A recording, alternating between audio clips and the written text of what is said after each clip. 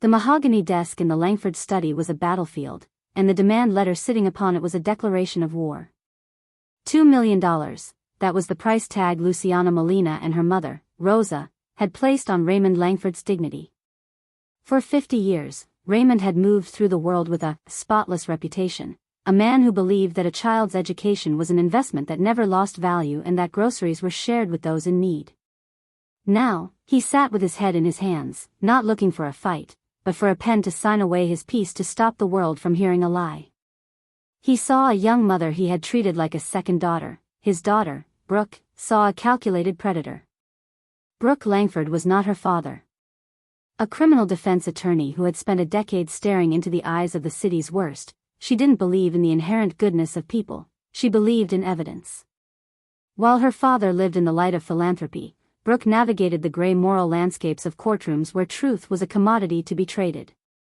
As she reached out to take the pen from her father's trembling hand, she wasn't just saving his bank account, she was preparing to dismantle a conspiracy piece by piece. To the Molinas, Raymond was a bank. To Brooke, he was the legacy she was born to protect.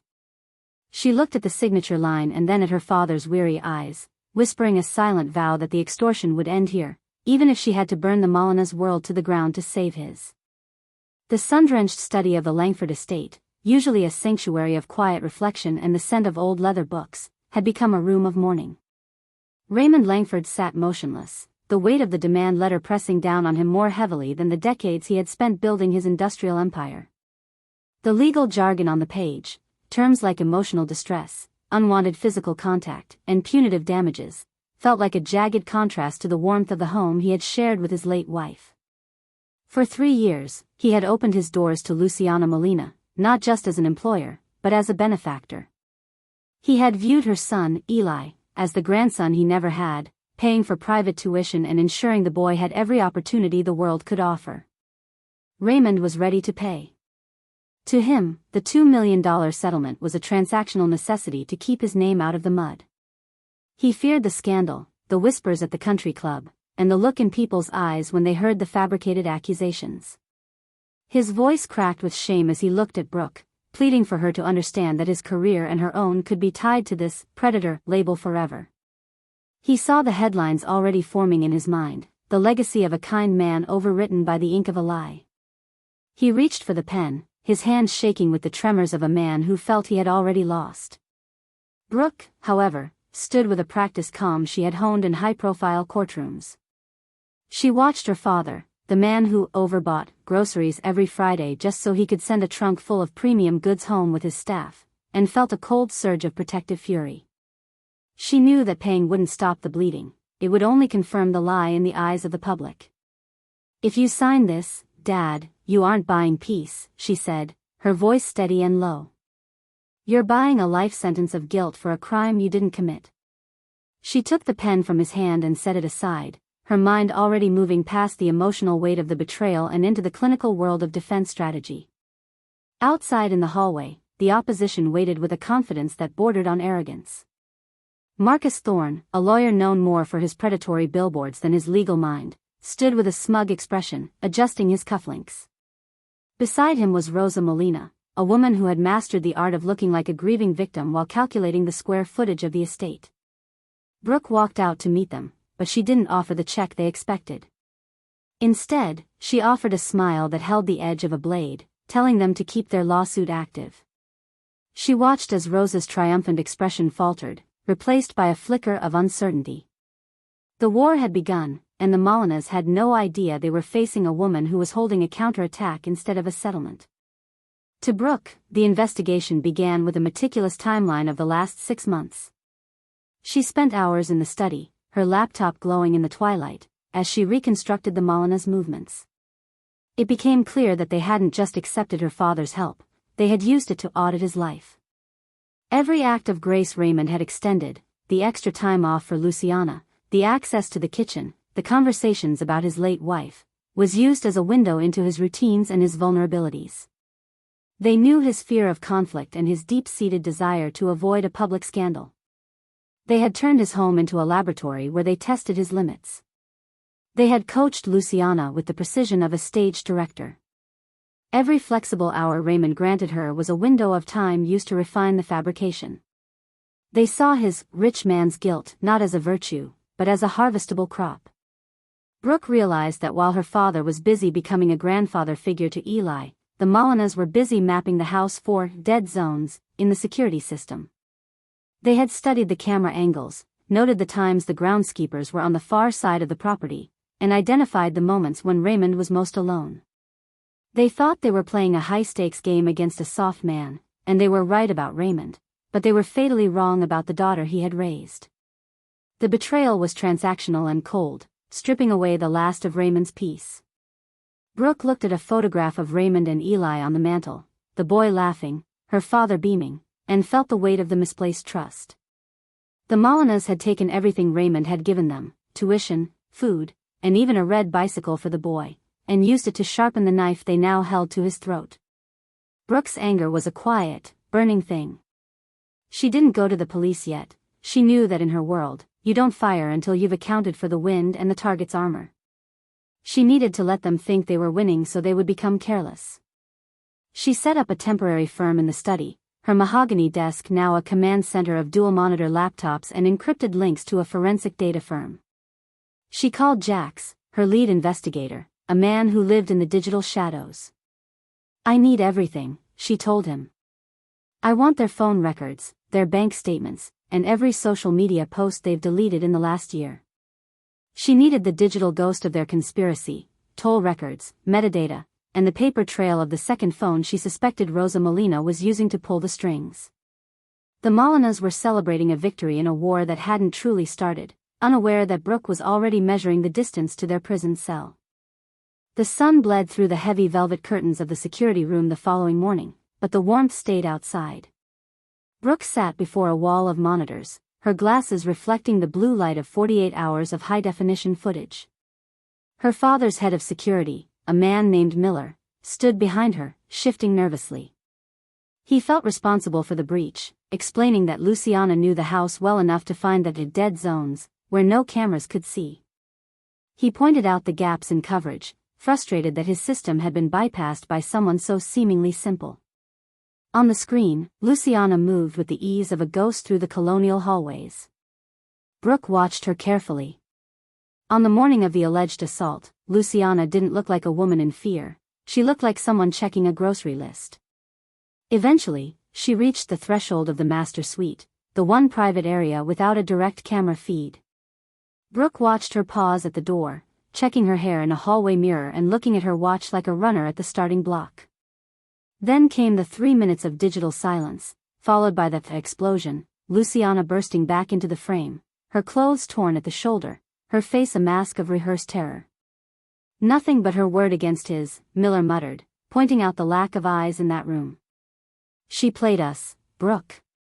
She knew exactly where the lens stopped. But Brooke didn't look away. She was staring at the corner of the screen. "Optics are a funny thing, Miller," she replied, her voice a low, clinical hum.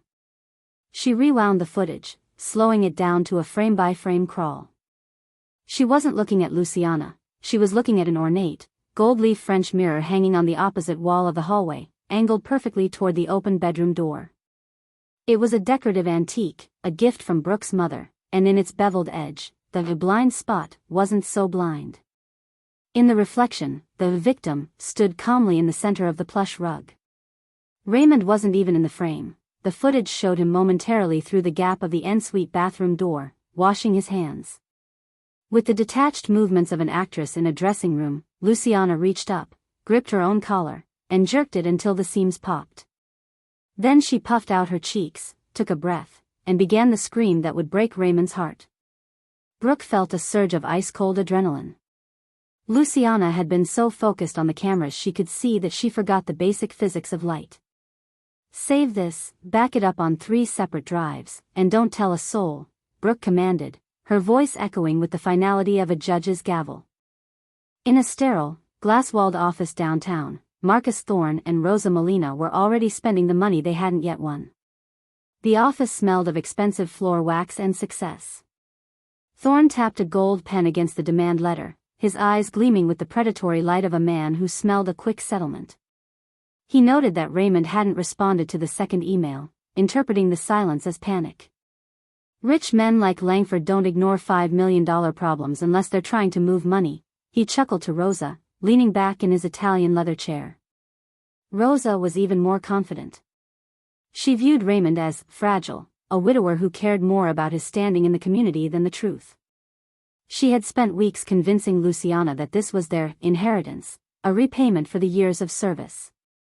She dismissed the news of Brooke's arrival at the estate, calling her a corporate paper pusher, who would fold at the first mention of a jury. She's a girl who's lived in a bubble, Rosa added, her voice hardening. She doesn't know what people like us are willing to do to get ahead. They had categorized Brooke and Raymond as prey, a division of the world they had relied on their entire lives. They were so blinded by the glow of their anticipated wealth that they never bothered to do their due diligence. They didn't check Brooke's bar registration or her trial record in the criminal courts. They couldn't conceive of a woman who valued justice more than a quiet life. Thorne began drafting a follow-up letter designed to shatter whatever resolve Raymond had left, threatening to go to the national press with a victim impact statement that would incinerate the Langford name. They were celebrating a victory in a war that hadn't even begun, laughing at a man they thought was defenseless. To them, Brooke was just the daughter they forgot. To Brooke, they were already the defendants. She watched from afar as they leaked stories to the local blogs, watching the public opinion of her father begin to sour. She knew that the predator label they were using was a double-edged sword. They wanted a public scandal to force a settlement, but Brooke wanted the trial to be public for a different reason. She wanted them undone in the very spotlight they were using to blind her father. She watched the comment sections fill with hate for her father, her jaw tightening. She wasn't just defending a client, she was defending the man who had taught her that honesty was the only currency that mattered. Back in the study, the digital investigation reached its tipping point. The room was dark, lit only by the blue glow of monitors. Jax's voice came through Brooke's headset, sharp and clinical. He had found Luciana's prepaid emergency phone, a burner she thought was untraceable, and the logs associated with it. Between 8 a.m. and 8:55 a.m. on the morning of the incident, Luciana had made 7 calls to her mother. The last one ended exactly 30 seconds before she walked through the front gate of the Langford estate. She wasn't calling to check on her son, Jack said. She was getting her final cues. The location data was even more damning. Pings from the cell towers showed Luciana had been sitting in her car 2 blocks away for 20 minutes, waiting for the perfect time to enter when she knew the gardener wouldn't be near the house. Then came the definitive proof. A selfie Rosa had uploaded to a private cloud account at 8:15 a.m. that same morning. In the photo, Luciana was smiling in the background, but her arm was resting on the car door. The bruises were already there, vivid and dark, 30 minutes before she even saw Raymond. Brooke looked at the timestamps glowing like neon signs of guilt. The discovery phase was over. They didn't just have a defense, they had a roadmap of fraud. Brooke felt the familiar clarity of a trial lawyer entering the kill zone. The Molinas thought they were playing a game of he said, she said, where the jury's sympathy would naturally lean toward the young mother, but Brooke was playing a game of server said, where data points didn't have feelings and didn't lie. Raymond entered the room with tea, his spirit visibly sagging. He looked 10 years older than he had a week ago. He whispered that perhaps Thorne was right, that if they just paid, the nightmare would stop and he could go back to a quiet life. Brooke took the tray from him and forced him to look her in the eye. If you pay, you're admitting you're the man they say you are. You're telling Eli that his mother is right to lie, she told him. She turned back to her monitors with a grim smile. We aren't settling, Dad. We're going to war. And I'm going to make sure they never do this to another family again. The deposition took place in a windowless conference room that smelled of stale coffee and expensive toner. It was a sterile environment designed to be intimidating. Marcus Thorne sat with a smugness that suggested he had already spent his commission, while Luciana played the part of the broken survivor. She wore a modest gray cardigan, her hair pulled back, and she kept her eyes downcast. Brooke didn't start with the assault, she started with the history of their relationship. She asked Luciana about the asthma treatments Raymond had paid for and the red bicycle he had bought for Eli's birthday. Luciana flinched at the mention of her son. Her lower lip trembled as she looked toward her mother, who sat in the corner as a silent observer, her face as cold as iron. Rosa gave a sharp, imperceptible nod, and Thorne tried to dismiss the questions as irrelevant, trips down memory lane. Brooke's tone sharpened like a blade as she slid a high-resolution still from the security footage across the table. It wasn't the mirror yet, but a shot of Luciana at the service entrance an hour before the alleged incident.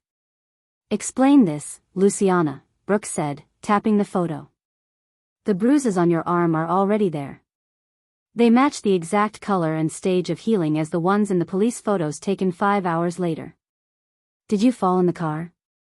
The color drained from Luciana's face as she stammered about tripping, because she was nervous about her shift. Brooke didn't let up. She countered with the call logs, 7 calls to her mother in 40 minutes. "Were you calling her because you were scared of my father, or because you were losing your nerve to go through with the plan Rosa coached you on?" Thorne barked about harassment and re-victimizing his client, but Brooke leaned in closer, ignoring him. She mentioned Eli again, telling Luciana that the court would see the reflection in the hallway mirror. Luciana's breath hitched. She hadn't known about the mirror. A visible tremor took hold of her hands. The facade was crumbling, and for a moment, it looked like Luciana might break. But Rosa cleared her throat loudly, a warning. The Molinas chose to double down, leaking a tearful, pre-recorded testimony to the media that evening to force Brooke's hand. It was a desperate move, and Brooke knew it. Despite the cracks in the deposition, Rosa Molina refused to retreat. Driven by greed and a belief that the legal system would always favor the victim, in the court of public opinion, she pushed Thorne to file the official $5 million suit. He assumed Brooke was holding her cards close because they were weak. He couldn't fathom that she wanted the trial to be as public as possible to fully clear her father's name. On the morning of the trial, the courthouse steps were a sea of cameras and protesters. The air was electric with a misplaced sense of justice. Inside the black SUV, Raymond was pale, his knuckles white as he looked at the protesters carrying signs about power and accountability. "They've already decided I'm guilty, Brooke," he whispered, his voice small. "The facts don't matter to them." Brooke adjusted her suit jacket, her eyes like flint. "A mob is just a group of people waiting for a better story, Dad. Today, we're going to give them the truth. You just have to hold your head up." Inside the courtroom, the atmosphere was thick with the scent of old wood and the heavy silence of a gathering storm. Rosa sat behind the prosecution table in a dark, somber dress, looking every bit the grieving, protective mother. She surveyed the jury, lingering on the middle-aged women in the front row, calculating how to weaponize their empathy. Thorne opened with a theatrical display of shattered trust, pointing at Raymond as if he were a monster hiding behind a checkbook. He spoke of power dynamics and the vulnerability of a single mother, with a rehearsed passion. Brooke noticed that Luciana wasn't looking at the jury or the lawyers. She was staring at the back of the room, where Brooke had arranged for Eli to sit with an associate. When Luciana saw her son, her scripted expression of pain flickered into pure, unadulterated fear. She hadn't expected the boy to be there. She realized that her lies were no longer just about money, they were about the legacy she was leaving for her child. Thorne finished his statement, looking triumphant and sweeping his gaze across the room, unaware that the trap Brooke had set was about to snap shut. The courtroom fell into a vacuum of silence as Brooke stepped toward the witness stand for the cross-examination. Luciana looked diminished in the oak box, her eyes avoiding everyone. She had just finished 3 hours of rehearsed sobs and trembling pauses under Thorne's questioning. Brooke began calmly, almost gently, asking Luciana to confirm her testimony that Raymond had cornered her and that she had to fight her way out to save herself. "I agree." "A nightmare of choreography," Brooke said, her voice a rhythmic low that carried to the back of the room. She signaled the bailiff to dim the lights and play the security footage on the large screens facing the jury. "Here you are, entering the blind spot outside the master suite. We can't see into the room, can we, Luciana?" Thorne interjected, confirming they could not, his voice full of mock pity. "But we can see the mirror, Marcus," Brooke countered, her voice rising. She zoomed in on the gilded antique. "And physics is a stubborn witness. The jury leaned forward, gasping as the reflection showed the interior of the room. Raymond was nowhere to be seen, the bathroom light was visible under the closed door, and the sound of running water was faint but present. But Luciana was there, standing perfectly calm on the rug, no struggle, no monster. The courtroom watched in stunned silence as she reached up, gripped her own collar, and ripped it with a violent, practiced jerk. She then checked her reflection to make sure it looked authentic enough. Then came the scream, the same scream they had heard on the audio logs, but on the video, it was preceded by a look of cold, calculating boredom. You didn't fight your way out of that room. You performed your way out, Brooke said, turning to the jury. Luciana let out a sharp, genuine gasp, her hand flying to her mouth. Her own reflection had betrayed her more effectively than any witness could.